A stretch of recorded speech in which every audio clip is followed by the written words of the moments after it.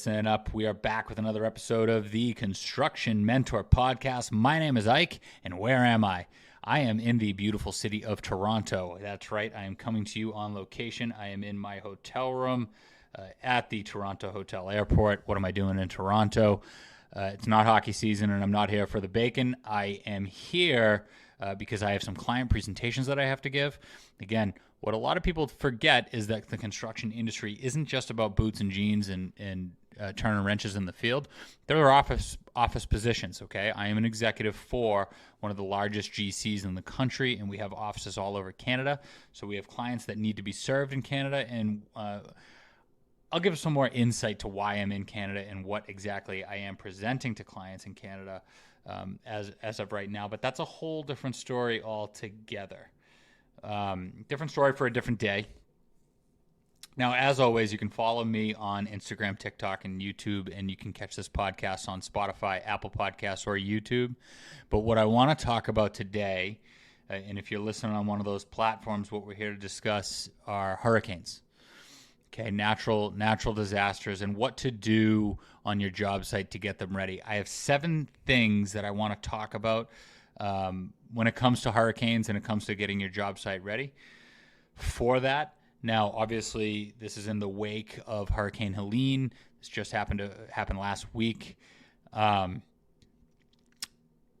Just went right by me in Florida. It was very reminiscent of Hurricane Ian in 2020, which I lived through. I had several job sites at the time, and at a moment's notice, I say a moment's notice, but it really was last minute. A lot of people forget that Hurricane Ian was not supposed to hit where it hit. It hit with just a few days' notice or just a day's notice in Southwest Florida. It was supposed to go to the same place that Helene hit now, and that's what we were really worried about last week where I'm at in Southwest Florida. We were worried that it was going to take a hard turn at the end and come right into us just like Ian did because it was on the same track.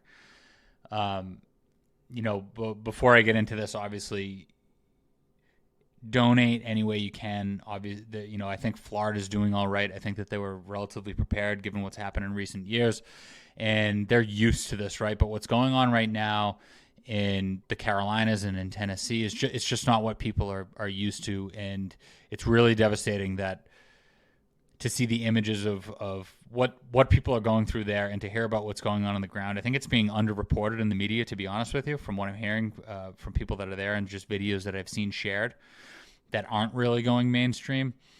And what I can tell you from having seen, the damage and what happened after Hurricane Ian, hearing stories from people that I knew and that I was interacting with every day that lost everything they had at a moment's notice. They were literally in their homes and they were given a warning, hey, you better be out of your house in the next 10 minutes because you're going to be underwater. And then a storm surge comes and it totally engulfs everything that they have and it just wipes it away. And to see that devastation on their faces, and they really just didn't even know what to do months and then a year and then even more than a year after that. There were still people homeless left over from that storm. I've had a front row seat at what that can be like and what that effect can be like, and I can tell you that there is no shortage of help and of love and of prayer that needs to make it down to those people in those areas. So please make sure that you do that. You reach out. If you can take any kind of physical action, make donations. Oftentimes you can throw all the money at a situation that you want, but it's not going to give people what they actually need, right? So I'll share some resources on my social media, places that you can donate. I know some people that were at Hurricane Ian, and they're going to those places to help there as well. So without further ado, let's talk about getting hurricane ready. Now, again, I was in Hurricane Ian. It actually hit us in 2022 dead on, and I grew up in Boston. I'm not from Florida, so a blizzard I can handle. I know exactly what to do in a blizzard. When it comes to hurricanes, I had absolutely no idea, and I really had to learn on the fly. Thankfully, I had some people that have been through those things before, and we had a lot of people that were able to give us good advice. And thankfully, we were able to make it through it on some job sites. On other job sites, not so much. I had one job site that was about 6 miles from the coast, and I had one that was about 10 feet from the coast. It was actually a resort on the beach that had extensive damage. Actually, it took almost a year for it to actually fully recover. And there was a lot of things lost on that job site. So that's the one that I want to refer to first, because the number one thing, the first thing that you want to do before a storm, a natural disaster, specifically a hurricane comes to your job site, to your town, is to do an existing conditions report. You need to have an accurate description and depiction of everything that's on your job site. What has actually been installed, what's been installed right, what's the state of it, what equipment is on site. Because if the wind comes in or a tree falls into your job site and somehow it causes damage to work that's already in place, you need to make a claim for that. If it wipes away material or it damages equipment that can no longer be used and has to be replaced, you need to make a claim for that. If it literally picks up, and this is what happened, that we had to make a claim for, and thankfully we had the documentation to back it up, but we were renovating the oldest beach resort on Fort Myers Beach. It's called the Pink Shell Resort, and it's about 10 feet from the beach, 10 feet from the water. It was right in harm's way, and the storm surge came up. It was up to the first or second floor. It was definitely over the parking garage, so it was 15, 20 feet up the building, right? And we actually had a storage container. We thought that it was a good idea to take a storage container and put it underneath the building, underneath the parking garage, because the first level was like an open air garage, and then the hotel was actually above that. So the first floor of the hotel was actually like the second floor in real life. Well, the storm surge, the water level came up so high that the whole parking garage was underwater. It actually lifted up the storage container and swept it out to sea. So there is still, to this day, 2 years later, over 2 years later, almost exactly 2 years later, actually, a shipping container of hundreds of thousands of dollars of flooring material in the middle of the Gulf of Mexico. So if you want that and you think that it's still good for you, you can go get it. If you want to go down for a dive and pull all that up, as far as I know, it was never recovered. But in order for us to make that claim, we had to prove the purchase. We had to prove that it was in hand, and we had to prove that we took a reasonable measure to save it from the hurricane, or to keep it, make it last through the hurricane, to survive through the hurricane.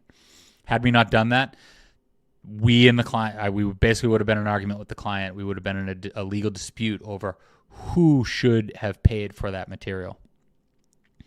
So existing conditions report, again, for installations. Do you have roof trusses that have already been installed and then now they've been blown over? Are you not even dried in, but you have some windows in and now those are washed away? Did you have HVAC equipment on site that is now damaged beyond use or beyond repair? And do you have materials that were stored on site that are now either non-usable or just totally swept away altogether? If you don't have a detailed report of what's on site, what the state of the state is, and you actually have some backup for what that costs and what that was worth, then you're not going to be able to make a claim. So you're going to be in a pretty shitty situation, to say the least, right? So number one thing to do when you get ready for a natural disaster or an impending storm like a hurricane, create an existing conditions report. Number two, let's work from the top down. You want to make a temporarily cover any kind of openings that you have. So when I was doing, that pink shut, that resort job, that beach resort job was one project where the building was already enclosed. So we didn't have to do anything to get that ready. But we did on another project that we had. What we were doing was we were actually building a country club, or doing a large addition on a country club in Southwest Florida. And we had just got the building dried in from the roof, right? So the roof was on, but we weren't done installing the windows, and we were actually scrambling at the last minute to get as many windows installed as we possibly could. So we didn't have all of them installed, right? So if you're picturing a building and you have curtain wall or you have windows, imagine just you have finished product in framing and you have finished things going on inside that can't get damaged. And now you have 130 mile an hour winds and rains that are about to come into the building and potentially ruin everything. And you don't even know in what manner it's going to ruin everything. You just know havoc is going to be caused. So what we did for the openings that we couldn't get the windows and the finish glass partitions, exterior partitions, or storefront, I guess you would call it, because I wouldn't call it a curtain wall, but I would call it a storefront. was we actually had to get plywood up in the windows. So what did that mean? We had to pay carpenters to come out, buy material, which material can get really scarce. So you have to buy material early, right? You can't wait for the storm to happen. It's always good to have a little bit of spare on site just in case something like this happens. But you got to scramble. You got to get that plywood and that material early. You got to install it in the frames, in the window frames. You got to weatherproof that as best as you can, even if it's just maybe with some zip wall tape. And you got to put kickers, like wood, 2x4s at a 45-degree angle, and you got to pin it down to the concrete to make sure that the wood doesn't blow into the job site. It could blow out of the job site. Obviously, ideally, you would put kickers on the inside and the outside so that the wind can't suck it out and that it can't blow it in. But that's basically what we did to all the openings above. There were some open parking garage openings because there was a golf cart garage that was on the first floor or on a basement level. And although that didn't have windows, we didn't have all of our louvers in, right? What's a louver? That's those fin type looking things on the exterior of a building that's not a window, but it looks like air can go through it. Well, that's what it's meant to do. It's meant to pass air through. And we didn't have those in, so what did we do? We had to put up wood and plastic to try to keep water from coming into the building. Not because there was anything in there that could have been damaged, but to prevent anything from flying into the building, and then to prevent any kind of water from getting into the building and pooling and flooding and then getting into other areas, because water will travel. So you didn't want any kind of moisture or pooling or flooding to enter the building and then travel to other areas at that level. So that's what we had to do there. And again, you had to get that material, you had to get it on site, and you had to pay people from either a contingency fund or from the client had to pay a change order to get these people on site to do these things. All right, so that's what we did. We had to temporarily close all openings with plywood, with plastic, any kind of weatherproofing or foam or tape that we could muster up on a very short notice with minimum manpower available, because everybody needed manpower to do the same stuff, and we had to get those openings closed as soon as possible. So number one, existing conditions report. Number two, temporarily close all openings, preferably with sheathing, which would be what? That'd be plywood. You want light framing, or at least some kind of framing with kickers, ideally on both sides, so that the plywood doesn't blow one way or the other. And you want that pinned to a structure. You really want that to be solid in place. Number three would be stormwater management. Now, we talked about, obviously, if you have a hole in the roof, you want to cover the roof, you want to protect it, you want to make sure that that's secure. And then if you have window openings or louver openings that are not secure, you want to make sure you get those closed and secure. But you really need to be cognizant of stormwater, right? Now, obviously, if you're near the ocean, in that first beach resort example that I had, it's really hard to protect yourself from storm surge, especially when it comes up 15, 20 feet.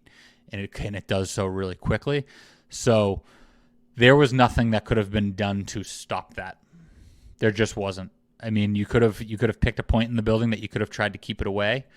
But at least on the jobs that were a little more inland that I had, what we were able to do is two things. We were able, number one, to get sandbags. Sandbags actually work. So on any kind of openings, maybe there were garage door openings or just regular door openings, we were able to place sandbags in place to make sure that water didn't come underneath the door and then fill up the space and ruin all the drywall and all the woodwork that we had already done.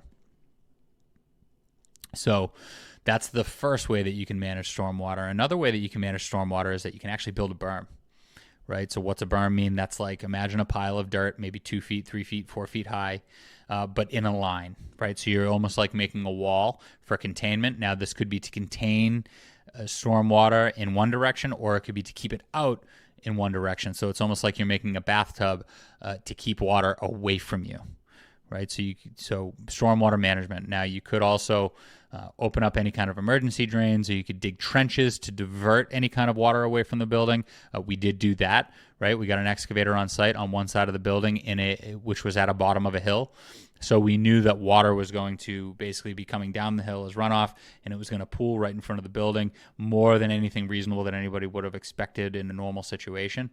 So what did we do? We got an excavator out there. We basically dug a moat in front of the building, and we put a berm on the other side of that. So we basically dug out all of the water 2 or 3 feet down. We took that water, we took that dirt, We set it just to the side of right where we were digging, so that not only were we digging down so that water would go down into the moat and that it would be diverted to lower ground away from the building, but we were also building a wall up high, so there was really like 6 feet of protection there, right?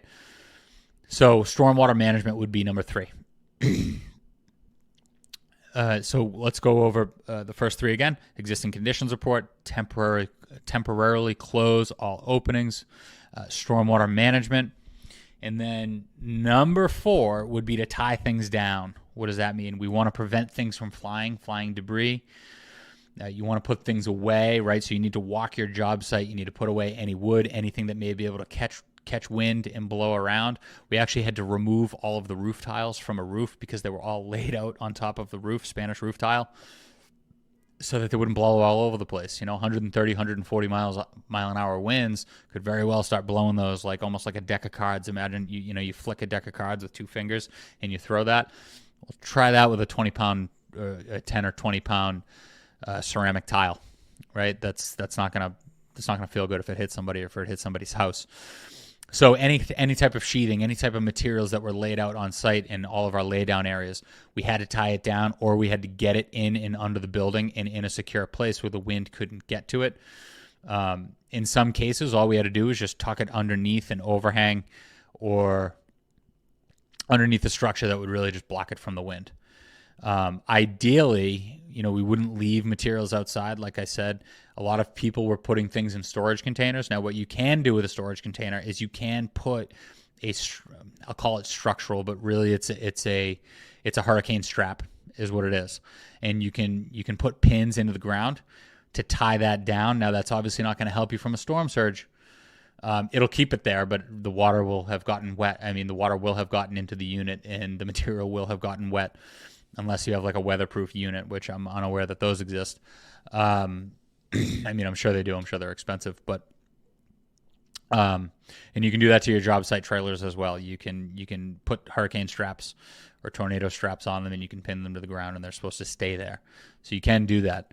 But we got everything in storage containers. We got everything into the building on that project that was inland, and we were able to prevent things from flying around. Not only to protect the job site and to protect the material itself, but you have to think about the neighboring properties, right? We had residences, we had buildings that people live in and operate in and have businesses in, that we couldn't have our job site material flying into them and causing damage, right? And I'm not even talking about from a legal or liability standpoint. I'm talking about just as a human. You want to do those things, right? You want to protect the people around you. So you want to make sure that you avoid anything becoming a projectile. You either tie it down, you get it underneath an overhang and away from the wind, or you just bring it inside of the building entirely. Then for everything that's in the building, you have to think about if water does get in the building, which it may, or any kind of moisture is in the building, especially with the heat, because it's not exactly cool in a hurricane, especially immediately after. You have to think about cooling and humidity management. Now, on that project, that was the beach resort, the infrastructure was able to run the entire time because it didn't get damaged. It was able to run until they basically lost power, and then we got generators out there or whatever. But on that project that we had that was inland, we were at a point in the project where we were in a schedule crunch, and we had temporary cooling inside the building going or running in the building to maintain humidity and to maintain temperature because of some of the finishes and the material that we had in there. Now, why does that matter? Because think about it. If you are in a really humid place, a really humid climate or environment, and you have a piece of paper, that piece of paper can feel wet, right? It can feel a little bit heavy, and you can even maybe see it start to like crinkle. Well, that happens with wood, right? So if you have wood sitting in a place, typically when you get wood delivered to a job site, finished wood, cabinetry, doors, things like that, before you install it, wood flooring, before you install it, you have to have it acclimate on site for 72 hours. It has to get used to the temperature and the humidity in the space so that it doesn't warp during your install or after your install. Well, that gets on steroids if you lose power and you lose the ability to control temperature and humidity in the space. So you can ruin your material that's either already been installed, or it can just get too humid and it can ruin the material that's already on site. We had thousands of feet, miles of feet of wood base, crown molding trim, cabinetry, existing millwork and woodwork in the building. We had to come up with a way to make sure that we could maintain control of the building, if not during the storm, immediately after the storm. So what did we do? We had to get a temporary AC unit, which you can get those. You can rent them on trailers. You can rent all types of temporary equipment. You can rent temporary chillers that basically take hoses, and you take hoses and you disconnect the pipes inside the building from the chiller or from the air handler, and you can actually run all of your cooling in the building off of a temp chiller. So what we did was we had a temporary air conditioning unit, which what did we do then? We had temporary ductwork that went into the building that allowed us to at least cool the space and keep the humidity down immediately after the storm. We didn't do it during the storm because we didn't want to have electrical wires and big leads and things like that hanging on the ground. But the second that the storm was done, we got the electrical hooked up. It was ready to go right there. We plugged it in, and we got the AC going, and we were able to control the humidity and the temperature in the space and protect everything in the building, all the integrity of all the materials in the building. So that was number 5. So let's go through that real quick again. Number 1, existing conditions report. Number 2, temporarily close openings. I don't think I've said that fluidly once. Number 3, stormwater management. Number 4, you want to tie things down or prevent things from becoming projectiles, all of your material on site or any kind of debris that you have. Number 5, cooling and humidity management. And number 6, if you want to be able to keep things, maintain the humidity and maintain the cooling, you need to think about temp power. Okay, so maybe you have something on your job site, or maybe you're working in a building or operating a building that does have infrastructure that needs to last through the storm. Well, you got to plan on losing power. Okay, so what does that mean? That means that you have to get a generator on site. If you don't have a generator, a lot of the times buildings will have their own generator ready to go as long as you have the gas ready for them. So maybe you got to fill up a tank, or maybe that just means that they're on the fuel line that's coming into the building. Well, the fuel can't make it to the building if the city doesn't have power, right? It needs to be pumped in. So you may need to think about bringing in a temporary generator or a fuel tank. Now, again, much like the material to close those openings, these become quite the commodity at the last minute. Everybody's looking for the same thing. So all of a sudden, if all the rental places are getting phone calls for fuel containment and fuel management and fuel trucks to sit on job sites to be ready for temporary power, or to have these huge generators with these reservoirs for fuel, and they're all getting called at the same time, first come, first serve. So you better get that. You better make sure that you have that on target early, and you better make sure that you get it. All your efforts could be for naught if all of a sudden you can't get you can't run things that need to run in the building, and as soon as the storm passes, get certain equipment back online to fix things that are broken, or to get your temporary cooling in order to make sure that you're maintaining humidity and temperature levels, or to even get trades back on site. Again, maybe it's to fix things that broke during the storm, but maybe you have a schedule and you just want to keep going. These guys don't make money. The guys want to come back to work. I remember after Hurricane Ian, there were guys whose houses were devastated. But if their houses were devastated and they couldn't go make money to bring home things to their family and to bring wealth back to their family, to fix their own homes and to provide for their own families and to get food on the table, then that would cut off their life support anyway. So they wanted to keep working. There were guys that worked the day after Hurricane Ian. But if they don't have a job site to go back to, then because they don't have power, then they can't work. So you want to be able to put people back to work, and you also want to be able to push. You want to be able to get your project back online. You want to fix anything that's broken. You want to assess the damage. You want to take down all of your temporary protection and measures and get all of those measures out of the way. You want to be able to hook up a generator. You want to get the AC working. And then also, we are still professionals. We still have a job to do. Eventually, the world's going to keep the world has kept spinning. The world will go on, and we still have a project that we have to get done. And although people are going through devastation, and there's obviously some circumstances that are more devastating than others. I'm not saying that work is the only thing that matters and that's what everybody should focus on. But eventually the project does have to go back. And And if you can, you want to keep pushing that project forward so that you close it out.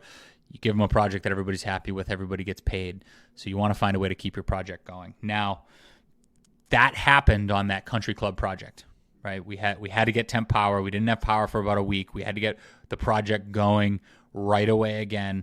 So we were able, because we got generators on site with plenty of gas, we were able to get trades on site and we were able to get them going. On the job at the beach, totally different situation. There was no power out there. There was no getting anything out there, right? So eventually people brought in big-time generators and things on boats, and it took a couple weeks to get the power back on over there. There was massive infrastructure work that had to get going, and it wasn't just a normal, just bring a generator on site and plug in a few drills to it and get people going again. It was quite the effort. It was a much different situation. I mean, bus duct risers were shut down for months. Elevators were shut down for months. They would only let job sites get so active. Really, the primary or the priority there was to get any kind of wet drywall and potential mold remediation done to pull all of the stuff that was really that far gone that they didn't want mold to grow and to grow fast. So they had to get that out of there. That was really the priority, and then to get power back on. And then eventually to start getting those buildings back up in order. And to be honest with you, 2 years later, Fort Myers Beach still isn't the same. It's still not even really cleaned up all the way, let alone built back. It'll be a decade before that's totally built back. So you want to get temp power back on site for all of those reasons. So you got to be thinking about that. Will you have power? What will the power look like? And if you can't get power, do you need fuel trucks? Do you need generators? How many generators do you need? What type of power does that need to provide for your AC units or for any other infrastructure that you need to run on the site? Okay, so not all generators are created equal. You have to make sure that you get the right one to provide the right power. So that was number 6. Before we get to the last one, I'm going to do another recap. Existing conditions report, number 1. Number 2, temp closure on openings. Number 3, stormwater management. Number 4, prevent flying objects. Number 5, cooling and humidity management. Number 6, temp power, both during and after the storm.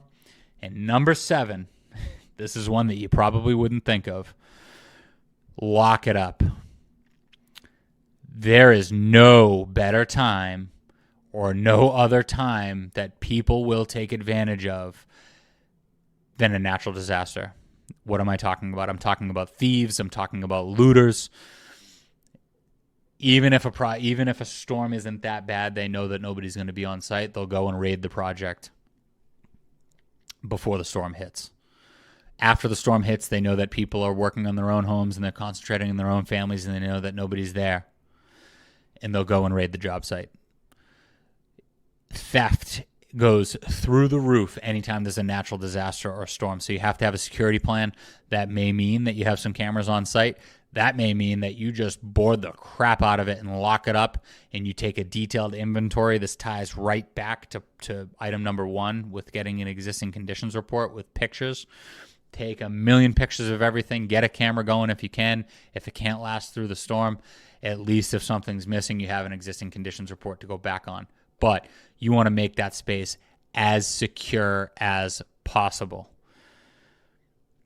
Make that space as secure as possible, because at the end of the day, again, when you go back to do that project and the world keeps spinning, you still need your material to build a job site. You still need your equipment and your tools, right? These tools are all these guys' livelihoods. So even if you're on a job site and the GC isn't paying attention and they're not making the space secure, get your tools off site. At the very least, make sure they are locked up, and it'll take an act of God for somebody to get in and to get those tools, right? So last but not least, make sure your job site is safe, make sure it's locked up, make sure it's secure, and you have an accurate count of everything that was on site and the conditions of it. So one last time, let's roll through those. Number 1, existing conditions report. What's on site? What's the value of what's on site? Number 2, temporary closure on all openings. You got to close your windows, got to close your louvers. You got to do it in a sturdy way with plywood, with kickers, so that it can withstand a horizontal force in either direction, and you want that pinned down to a structure. Stormwater management. You want to keep water away from the building, especially around openings on grade, on level, on ground level. So that could be sandbags around doors. That could be a berm. That could be a moat or something to divert water away from the building. Number 4, you want to tie things down. You want to prevent anything from becoming a projectile, whether that's debris or whether that's material to be used on your job site. Number 5, cooling and humidity management. You got to be able to keep the space cool. You got to control the temperature and humidity, especially for workers after the storm and the material and equipment on site. Number 6, temp power during the storm if you need it, but definitely when you come back, you want to think about things about generator lining up gas deliveries and water deliveries to maintain activity on your site or to start putting the pieces back together from damage from the storm. And then number 7, lock it up, protect yourself from thieves. A lot of people like to take advantage of natural disasters and desperate situations. So there you go. There you have it. That's 7 things that you need to do to make sure that you get ready for a hurricane or natural disaster or a storm or anything. And the list goes on. I could come up with more, but those are 7 that are at the top of the list. And if you've never been through one of those before, I hope this helps. If you need any advice, reach out to me. I do my best to get back to my DMs. You can email me, mentor@constructionmentor.org. We do have 2 more hurricanes already brewing in the Gulf Coast.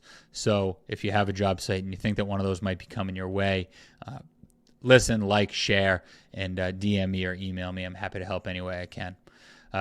Love everybody. Talk to you next time.